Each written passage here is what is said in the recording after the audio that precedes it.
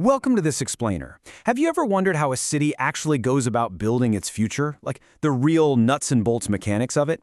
Today, we're unpacking a really fascinating EY Parthenon corporate finance report that details a massive proposed real estate deal for the city of Surrey.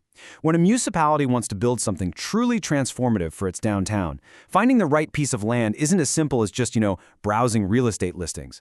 Sometimes it takes some serious, heavy-duty strategic maneuvering. So today we're going to walk through the exact steps, the specific properties, and the financial valuations driving a multi-million-dollar land exchange that's designed to completely reshape a city's future. So, here's our game plan for today. We'll start with a grand vision, then break down the 3-for-1 land swap, do a little crunching the numbers, and finally, look at exactly why this new location was chosen. All right, Part 1, a grand vision, City Centre Arena. Back in October 2025, the Surrey City Council threw their weight behind a genuinely ambitious vision. We're not just talking about putting up a single building here. The goal is to fundamentally transform City Centre into a massive regional destination for jobs, education, and entertainment. They want a dedicated entertainment district that actually draws people from all over the region. And the anchor for this whole thing, the absolute beating heart of the plan, a proposed City Centre cultural and sport event venue, which they're calling the Arena and Entertainment Hub. And the physical plans for this hub are, well, massive. The city is looking for groups to develop a 10,000-seat arena, perfect for major sports, top-tier concerts, and large-scale community events. But the vision goes way beyond the ice or the stage. Picture this. A 175-room hotel complete with a sprawling ballroom and its own conference facilities, plus a whopping 100,000 square feet of commercial and office space. And the coolest part is that all these different components will be tied together by a stunning, enclosed galleria. So you're creating this massive, interconnected footprint that's just going to hum with activity, day and night. Moving on to Part 2, the 3-for-1 land swap, strategic properties. Now, securing the ideal land for a project this big takes some pretty clever maneuvering.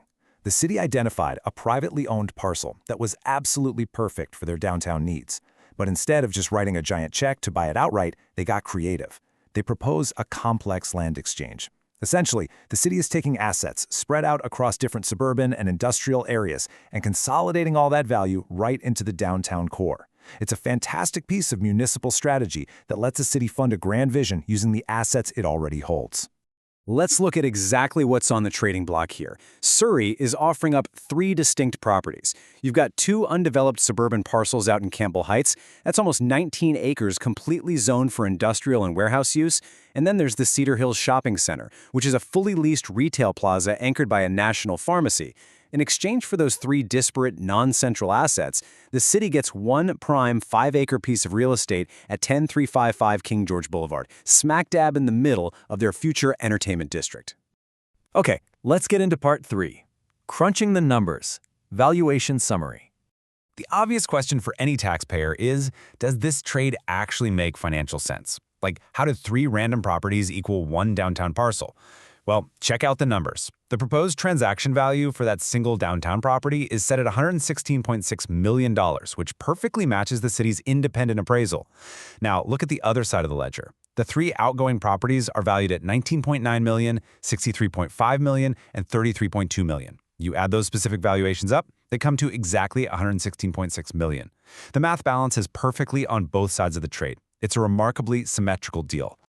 To keep things totally objective, the EY Parthenon report states flat out that these transaction values fall within a reasonable range, suggesting the city is indeed achieving true market value. But here is a really critical detail the report points out. The private owner of that downtown land wasn't actually trying to sell. In fact, they were actively in the process of rezoning the site for a massive 4-tower mixed-use development. So securing this land from an unmotivated seller at true market value without having to pay some crazy premium for the location, that is a massive win for the city's negotiating team. Which brings us to Part 4. Why this new location? Comparing sites. You might be wondering, why go through all the trouble of a 3-for-1 swap if the city already owned land? Well, originally, they did look at a site they already own, a 6-acre parcel right next to the Chuck Bailey Recreation Center. And while that first site was rated slightly superior simply because it's 1 acre larger, the new 5-acre acquisition property absolutely crushes it in every other metric.